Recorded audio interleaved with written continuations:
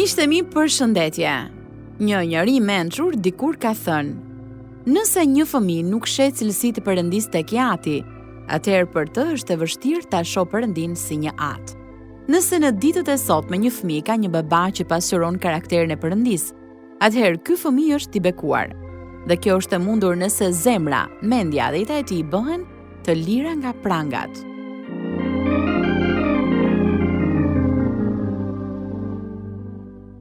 Miqtë e mi, po ndiqni të lirë nga prangat radiodramatizimin e historive të vërteta njerëzore, që përcjellin lajmin e mirë në botë. Këto histori janë prodhuar në Chicago nga Pacific Garden Mission dhe vinë për ju në gjuhën shqipe nga Radio 7 në Tiranë.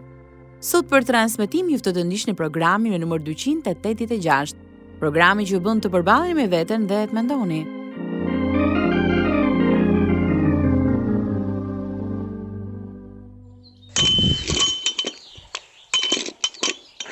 Futu, hec tani hyr. Ja dole, babi, ja dole. Thuaj se ja dola. Po, tani ja dola. Ua, sa bukur, babi. Pa shikoje, ja dole. Je pal patina me rrota të vjetëruara. I ktheve në një monopatin. Dhe tani Tyron provoje.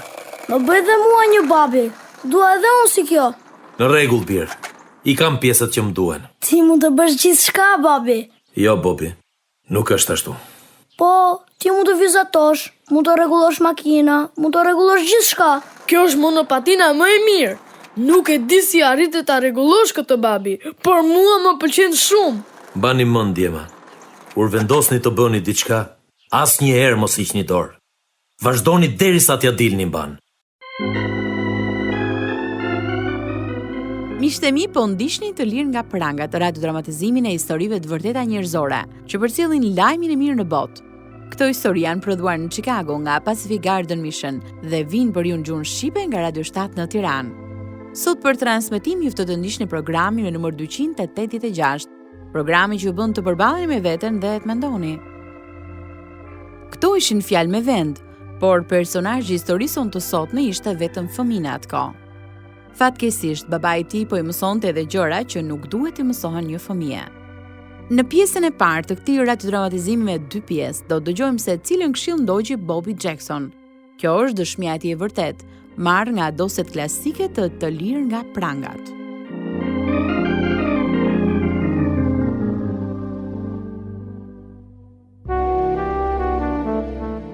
Babai im ka qenë fëmia i vetëm i familjes, i cili i donte të 6 fëmijët e tij. I lastonte dhe bënte të pamundurun që atyre të mos u mungonte asgjë. Ai ishte babai më i mirë në botë. Deri në kohën kur ai dej. Gjithnjë e urreja ditën e premte sepse atë ditë ai merrte rrogën. Pasi ndiste muzikën, dinte vetëm të kërcente, të shante edhe të grinte me nënën. Të gjithë natin që alkooli i shkaktonte, i mati nxirrte nënës. Kjo ishte diçka që nuk ja duroja dot. Kur u rrita fillova t'i tërhiqja vëmendjen me gjëra të tjera. Se të kam thënë asnjëherë s'm ke dëgjuar. Mos. Mja, babi. Largo, Bobi. Të lutem, babi. Lëre hat mamin, po e vret. Babi, hape derën. Mjaftë e godite mamin. Po thash të largosh. Mos dimbëll. Mos e prek djalin me dorë. Kur unë afrohesha, ai largohej nga nëna dhe vinte më gjuante me hobe. Ishte raste kur e shpërqendroja derisa ai qetësoi ose derisa humbiste ndjenjat. E doja shumë nënën. Ajo ishte qendra e familjes. Gjithnjë na inkurajonte dhe na thoshte se duhet të bënim më të mirën tonë. Shpesh na fliste për Biblën, edhe na çonte në kish çdo të diel. Edhe sikur të hecja në luginën e hijes së vdekjes, Nuk do të kisha frikë nga asgjë e keqe, sepse ti je me mua. shkupi yt dhe thupra jote janë ato që më japin zemër. Nuk e kuptoj, si thupra mund t'i jap zemër dikujt? Perëndia nuk i ndëshkon fëmijët e tij, por i disiplinon ata që i do, si një prind i mirë. Atëherë mami ti e një prind i mirë, kur ne gabojmë ti na tërheq veshin. E po ndryshe si do të merremi vesh? Po pse merr vesh gjaj? Po shoh Shirli. Mjaftu grindët, jemi në kish, kështu që silluni mirë. Më pëlqen mëngjesi së dielës. Është një kohë kur ne adhurojmë Perëndin. Askush nuk ndon dot si motra ime Gledisa. Ajo është më e mira. Zëri i saj është një dhuratë nga Perëndia dhe ajo e ka përdorur gjithnjë për ta adhuruar atë. Grupi ku ajo po merr pjesë udhëton në të gjithë Amerikën duke i kënduar Zotit. Kur isha fëmijë, motra ime e madhe, Gledis, më mbajti në shtëpinë e saj për 1 muaj. Kur ajo më ktheu te prindrit, qava për ditë të tëra, sepse mendoja se ajo ishte nëna ime. Nuk kisha shumë miq. Shoqja ime më e mirë ishte motra tjetër, Shirley, e cila ishte 1 vit më e madhe se unë. Gjatë adoleshencës, e mësova Shirley të luante futboll dhe të përdorte patinat, por asnjëherë nuk arrita ta mësoja të këndonte. Shpesh qeshnim si të çmendur, sepse ajo nuk kishte vesh për muzikë. Unë nuk di të këndoj, Bobi. Si thon, punën e sotme mos e lër për nesër. Të gjithë talenti për muzikë në familjen tonë, e ke marrë ti dhe Gledisa. Unë nuk kam për të mësuar asnjëherë. E po, mendoj që ke të drejtë. Bobi, a të kanë dhënë ndonjëherë marijuanë? Po, disa nga miqtë e mi e pinë, por unë nuk e pi. Nuk dua ta shkatroj zërin tim me gjëra të tilla. Ata thonë se të bën të ndjesh mirë. Nuk ja vlen ta provosh. Po pra, pastaj babi do na vriste fare. Më fal, mos do të thuash mami. Ajo i vendos rregullat. Po, kur babi dehet, bëhet njeriu më i keq në botë. E ti, nuk e duroj dot kur sillet keq me mamin. Do t'i kthehem ndonjë ditë. Ai ka për të mundur. Me kalimin e kohës, fillova marijuanën dhe e pija për t'u qetësuar, por nuk përdorja droga të forta. Gjithashtu muzika ishte pasioni im.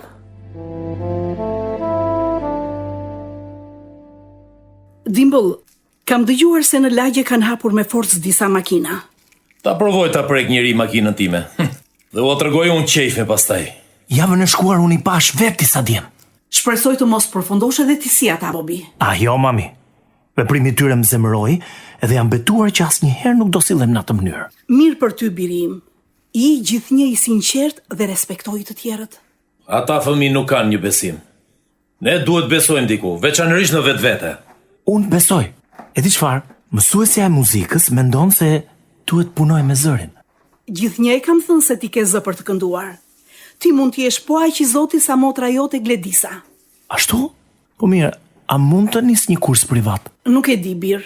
Ela, nëse do që djali të bëhet një këngëtar i Zoti, atëherë atij do i duhet shumë punë. Pse babi ti mendon se mund të bëhem një këngëtar profesionist? Po sigurisht që mundesh, bir. Nëse punon shumë dhe stërvitesh dhe nëse i bindesh Perëndis, ai mund të bëjë gjithçka në jetën tënde, gjithçka. Unë dua të këndoj soul, edhe dua të dëgjoj vajzat që ulirasin me zërin tim. Edhe mua më vjen të bërtas kur të dëgjoj ti duke kënduar, Bobi. Kurse mua, Shirley, kur ti këndon më vjen për të qeshur. Bobi, Perëndia nuk ta ka dhënë zërin për ta çuar dëm duke kënduar soul. Po pse do ta çoj dëm? Po kështu bëhen të famshëm njerëzit. Unë dua ti jemi famshëm. Mire ka, ashtu fitohet paraja, Ela. Bobi, ti duhet të jetosh me drejtësi dhe të lutesh. Zoti do të siguroj gjithçka për ty. Po, Bobi, lutu që babi të mund të paguaj kursin. Do e paguaj që t'shke me të. Gjithnjë i them vete se ditë më të mira do të vinë. Atëherë filloje kursin. Babai vazhdonte të pinte fundjavëve. Dhe unë isha ai që i tërhiqja vëmendje në mënyrë që ta largoja nga nëna kur ai bëhej i dhunshëm. Të nesërmen ai qetësohej dhe pendohej për ato që bënda. Pasi u rrita fillova ta kundërshtoja babain në mënyrë që të mbroja mamin. Një herë, kur unë isha 16 vjeç, ai erdhi në shtëpi i pirë edhe unë i dola përpara. Largo që andej! Jo, babi! Jo, nuk e për ta prekur më me dorë mamin. Unë të dua, por nuk do të lejoj të vazhdosh të sillesh kështu me të. Duhet merresh me mua në fillim. Mirë. Je bërë burr tani. Në rregull, ti je zoti i shtëpisë. Çfarë ishte kjo? Ai u largua. Unë nuk e besoj dot që u tërhoq kaq lehtë. Tani mbas e heq dorë nga alkooli dhe nga grindjet. Duhet vetëm ta kundërshtoja. Tani jam mjaft i rritur për ta bërë këtë. Nuk do e lejoj të prek më me dorë. Të lutem, vetëm mos haro se ti duhet ta respektosh atë bir. Ai është babai yt. Përpiqu të bësh atë që është më e drejtë.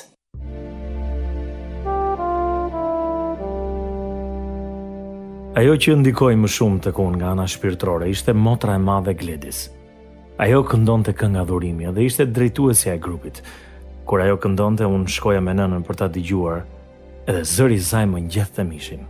Por kur unë isha 16 vjeç, ajo vdiq nga kanceri i gjirit. Unë ndjeva i dëshpëruar. Më mungon shumë Gledisa. Edhe mua. Njëherë pash në ëndër edhe po këndonte hiri manicëm.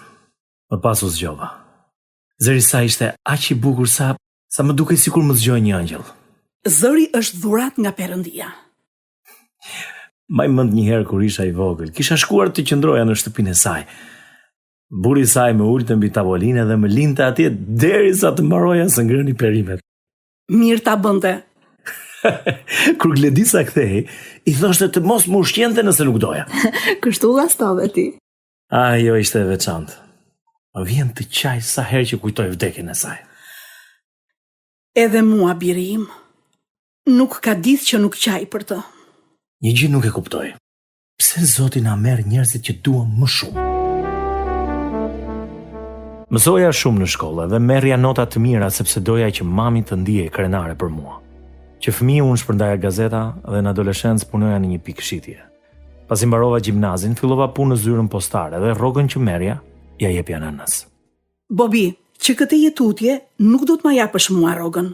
Do ta mbash vetë. Po, pastaj si do ma paguash shkollën e lartë? Do e paguash vetë. Vetë? Po, do të shkojmë në bankë dhe do të hapim një llogari bankare për ty. Ka ardhur koha që ti të marrësh përgjegjësitë e tua. Po kjo është shumë për mua, mami. Jo, nuk është shumë. Ama kur të kesh nevojë për ndihmë thuaj. Vetëm mbaj mend. Po u tregove korrekt me pagesat, çdo gjë do të shkojë mirë. Ndërkohë që vazhdoja kursin për trajnimin e zërit me një profesoreshe e cila më mësonte opera, u diplomova për sociologji në Universitetin e Illinoisit. Gjatë gjimnazit edhe shkollës së lartë dola me shumë vajza. Nëna i natosej kur i sillja në shtëpi. Pse e fut vajzën e huaj në bodrum? Kjo është edhe shtëpia ime, vetëm sa po zbaviteshim. Mos të duket gjë shtëpi publike ty kjo? Mami, unë jam i madh tani dhe mund të dal me vajza. Ti nuk e asnjë të drejtë të ndërhysh në jetën time. Dimbull, bën mirë ti flasësh djalit. Nuk ngatrohem unë me këto gjëra. Asnjëherë nuk i ke disiplinuar fëmijët.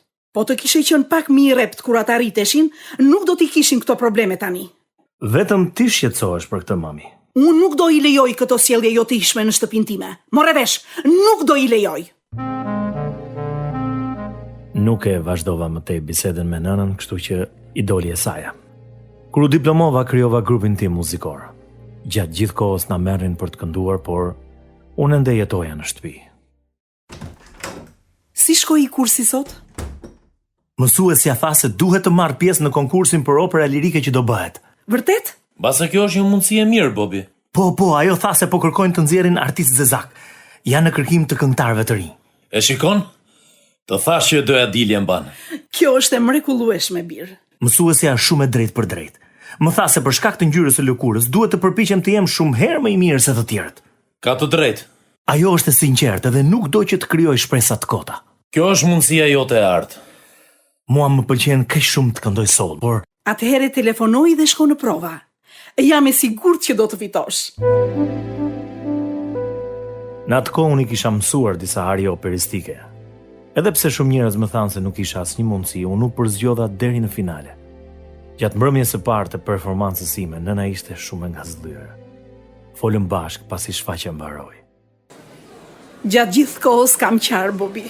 Atje ku ishe ulur ti, vështirë se më shikoje. Edhe në fakt është gjë e mirë sepse edhe unë kam qarë. Jam shumë krenare për ty. Opera nuk është e lehtë, por ti ja dole ama. E po u treguam atyre që nuk kishin besim te unë, se unë mund ta bëj këtë. Ti duhet të këndosh kënga dhurimi në kish, bir. Kisha dëshiron shumë që ti të jesh atje. Unë dua të këndoj soul, mami. Po edhe kënga dhurimi mund të këndosh. Kur të bëhemi famshëm edhe mundet. Fillimisht duhet të nënshkruaj një kontratë, edhe vetmja mundësi është muzika soul. Mos e haro Perëndin, biri im. Ai të ka bekuar. E di, mami, e di, po ti mos harro që unë u luta për të shkuar deri në finale. Radiodrama të lirë nga pranga transmetohen në gjithë botën dhe këto janë disa nga letrat e dëgjuesve tanë. Kamili ka shkruar: Faleminderit për programin të lirë nga prangat. Unë jam nga Polonia dhe çdo mbrëmje së bashku me familjen time dëgjom një version të programit në polonisht. Është vërtet një program shumë i bukur. Fiona nga Papagujnë e Erë thot: "Të shtunën e kaluar u luta së bashku me ju. Do doja t'ju falenderoja shumë për këtë program dhe t'ju falenderoja për çdo gjë që keni bërë për ne." Ndërsa Evelina nga Puerto Rico na thot: "Çdo pasdite kur kthejmë në shtëpi nga puna dëgjoj programin tuaj. Gjatë rrugës ka shumë trafik, por nuk stresohem as pak. Faleminderit shumë për këto mesazhe të mrekullueshme." Ferni nga Kolumbia na ka shkruar: "Ju keni një shërbes madhështore, dëgjoj të lirë nga prangat çdo të shtunë pasdite." Dhe një grua nga Monrovia e Liberis thot: "Unë nuk e njihja dashurinë e Perëndis, derisa dëgjova për programin tuaj. Në këtë mënyrë u bëra e krishterë. Faleminderit shumë të gjithëve." Nëse ky program e ka bekuar jetën tuaj, ju ftoj edhe juve që të na shkruani në adresën Radio 7 Kutia Postare 2914 Tiranë ose mund na dërgoni një email në info@radiovis7.net.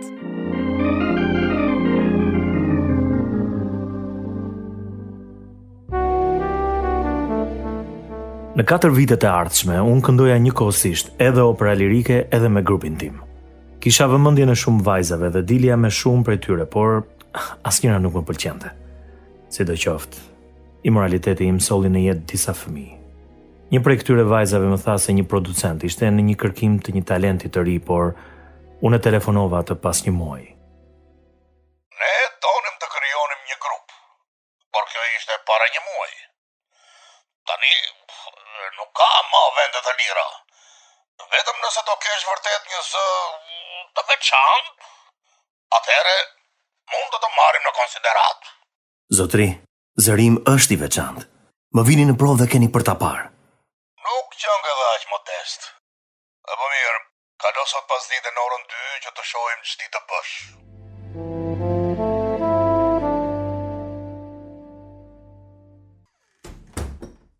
Hyrë dhe fillo të këndosh. Nuk kam kohë për të humbur me ty. Çfarë doni të këndoj? Çfarë të duash? Këndova një arje gjermane dhe një këngë melankolike. Kur mbarova së kënduari, producenti u habit aq shumë sa nuk e mbante vendi. Me furi u largua nga dhoma dhe shkoi bëri një telefonat. Më pas u kthye. I telefonova një kompani regjistrimi dhe u thash se nuk isha dëgjuar asnjëherë një zezak me zë kaq të fuqishëm. Dua që në vend të baritonit ta marrësh ti kontratën. Po ata pranuan? Po. Ti je i përzgjedhur i fundit. Do me thënë me kontratë? Po. Do shkojmë bashkë te një avokat dhe ata do të shpjegojnë gjithçka. Më parë dua të telefonoj nënën edhe t'i jap lajmin. Ajo është fansja ime më e madhe. Thuaj se ne do t'japim $35,000 si fillim vetëm për nënshkrimin e kontratës. Kontratën me kompaninë e regjistrimit e nënshkrova në maj të vitit 1979. Pasi nënshkrova kontratën me paratë që mora, bleva një piano. Gjithnjë e kisha dashur një të tillë. Më pas u sigurova që nënës të mos i mungonte asgjë. Jam shumë e lumtur, Bobi. Për çatin e re? Për gjithçka. Vetëm kur mendoj që i mbir do të bëhet këngëtar. Sa mirë që më në fund unë mund të ndihmoj. Dhe çatia e re është vetëm fillimi. Mos i ço don paratë tua me këtë shtëpi të vjetër. Përdori për veten tënde. Po i përdor, mami, po i përdor. Kam bler pianon dhe makinën. Mos e harro zotin bir. Nuk do e harroj. Kur shkoj në kish, gjithnjë hedh para. Duhet të shkosh më shpesh. Zoti t'i siguroi të gjitha këto. E di. Si thua sikur të shkojmë në kish të dielën dhe ta adhurojmë. Do gëzosha shumë, mami. Zoti ynë është një perëndi dashurie, një perëndi drejtësie. Te Ezekieli, kapitulli 18 vargu 4, ai thot: "Ja, të gjitha shpirtrat janë të mitë. Si shpirti i Atit, ashtu edhe shpirti i Birit janë të mitë. Shpirti që mëkaton ka për të vdekur." Ai thot: "Sepse paga e mëkatit është vdekja, por dhurata e Perëndis është jeta e përjetshme nëpërmjet Krishtit Jezus, Zotit ton." Jezusi pagoi pagën e mëkateve tona. Bibla thot: "Sepse Perëndia e deshi aq botën, sa dha birin e tij të vetëm lindurin, që kushdo që beson në të mos humbas, por të ketë jetë të përjetshme, sepse Perëndia nuk e dërgoi birin e vet në botë që ta gjykojë botën, por që bota të shpëtohet me anë të tij. Mbani mend historinë e të riut pasanik tek Luka kapitulli 18. Ai donte të dinte se ç'duhej të bënte për të trashëguar jetën e përjetshme, sepse ai kishte zbatuar 10 urdhërimet. Jezusi i tha: "Shit gjithë sa ke dhe shpërndaju atë të varfërve, dhe do të kesh thesar në qiell." Dhe eja më ndiq. Por ai kur i dëgjoi këto u trishtua shumë, sepse ishte shumë i pasur. Atëherë Jezusi, kur e pa se ishte i trishtuar shumë, tha: "Sa është e vështirë për ata që kanë pasuri të hyjnë në mbretërinë e Perëndisë. Të gjithë pasuritë që kemi fituar në jetë i përkasin Perëndisë. Ai ju ka dhënë forcë dhe ju ka krijuar për të qenë të tij. Zoti dërgoi birin e tij, dhe nëse ju nuk shkoni tek ai, do e kaloni përjetësi në ferr." Gjoni, kapitulli 3, vargu 36 thot: "Ai që beson në birin ka jetë të përjetshme, por ai që nuk i bindet birit nuk do të shohë jetë, por zemërimi i Perëndisë qëndron mbi të."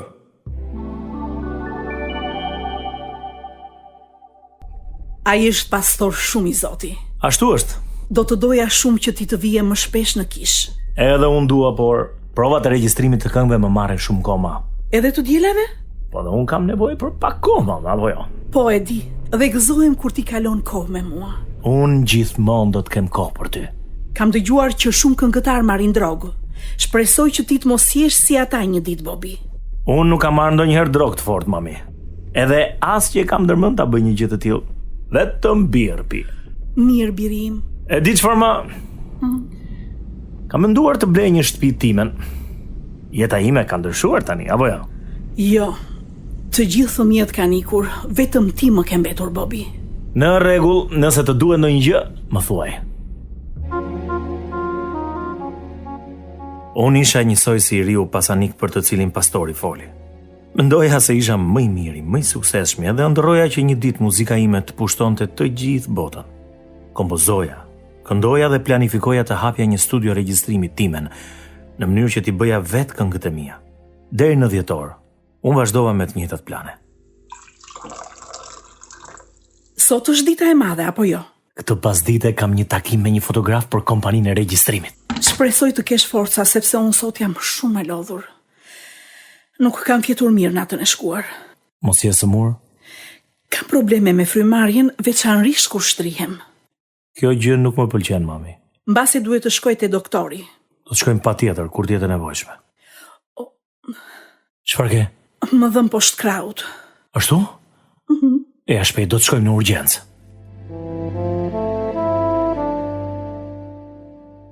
Mami, është në spital. Çfarë ka? Doktori thotë se ka lidhje me zemrën. Oh, jo. Ku është babi? Ai është ende në punë, po do e telefonoj pas pak. E kurojnë dot atje? Spitali do e mbaj për disa ditë dhe do i bëjnë disa analiza. Oh, sa mirë që ti ishe atje dhe e çove në urgjencë. Po. Më të merronte mendimi që nëna mund të vdiste, por pas 2 ditësh ajo doli nga spitali. Ishte pra Krishtlindje dhe shtëpia jonë ishte gjithnjë e gjallëruar. Ishte vendi ku të gjithë vinin në çdo fest. Edhe kur nuk ishte ndonjë fest, atje prap diçka ndodhte. Kjo, Bobi, është Krishtlindja më e bukur që kam festuar ndonjëherë. Mirë, mami, mirë, po mos e lodh shumë veten. Jam shumë mirë. Dua ta dëgjoj prap albumin tënd të ri. Prap? Po të gjithë janë lodhur duke dëgjuar kaq shumë herë. Jo, unë prandaj i kam ftuar ata. Jemi që të gjithë krenar për ty. Po. Pa e të pruar, E po unë akoma nuk jam ngopur me të. Do e vëj ta dëgjoj sërish në mënyrë që të vallëzoj me ty. O ma, nuk mendoj se jeni në gjendje të kërcesh tani. Doktori tha se nuk duhet të lëvizësh shumë. Të lutem birë, ma bëj qefin. Nuk e di, më premto se nuk do e bësh të dashurën time të ndihet xheloze. Harroje të dashurën dog. Ti e jashtëzakonshme, mami. Jam krenare për ty birë. I drejt, Bobi. Çfarë do që të ndodh në jetë, i drejt. Ashtu do jem. Kush merret me ty pastaj? Je fëmijë i mbar. Tani lërm ta ndez muzikën që të vallëzojmë.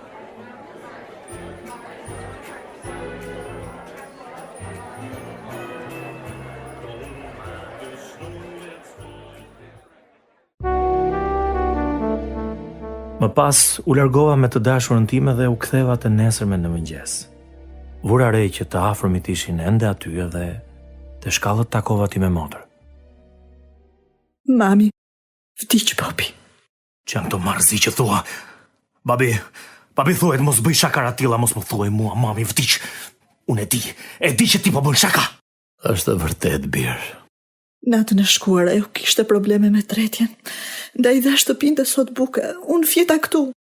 Kur unë shkova në shtrata ajo nuk lëviste. E dija që nuk ishte gjë e mirë edhe kështu thira Shirlin. Provova të bëja reanimim kardiopulmonal, por ishte shumë vonë. Pësoj infarkt, Bobi. Tani nuk është më. Jo, mami. Jo, mamin tim, jo. Jo, duhet kisha qenë këtu. Bobi, mos e fajso vetën. E dija që zemra sa ishte e dobët. Po të kisha qenë këtu, do e kisha shuar të mjeku. Nuk të kisha shpëtuar.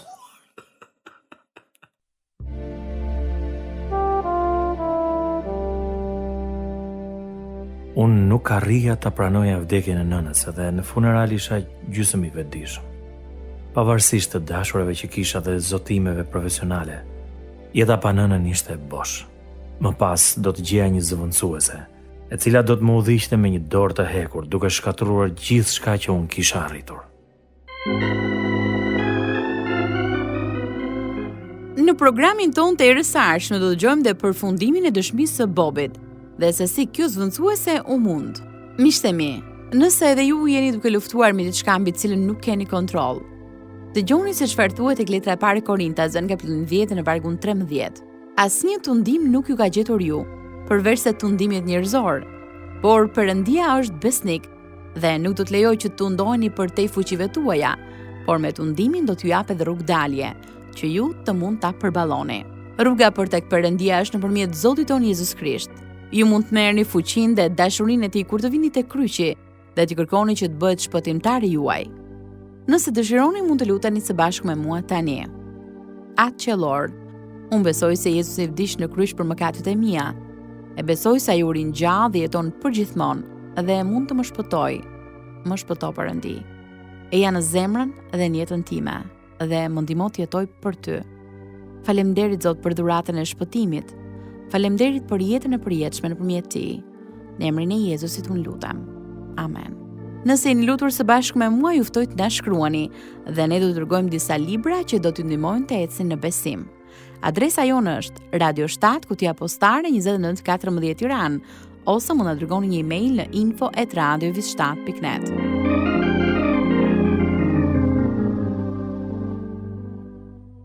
Ndoqët programin me numër 286. Kjo ishte pjesa e parë e historisë së vërtetë të Bobby Jackson. Të lirë nga pranga të prodhuar nga Pacific Garden Mission dhe u soll për një gjuhë shqipe nga Radio 7 në Tiranë, për të treguar nëpërmjet historive të vërteta se nëse jeta juaj është bosh, ajo mund të mbushet derisa të derdhet. Do të ishte kënaqësi të dëgjonim se si ka ndikuar këto programe në jetën tuaj. Ndaj mos harroni të na shkruani. Deri herë në ardhshme bashk, miru dëgjofshim.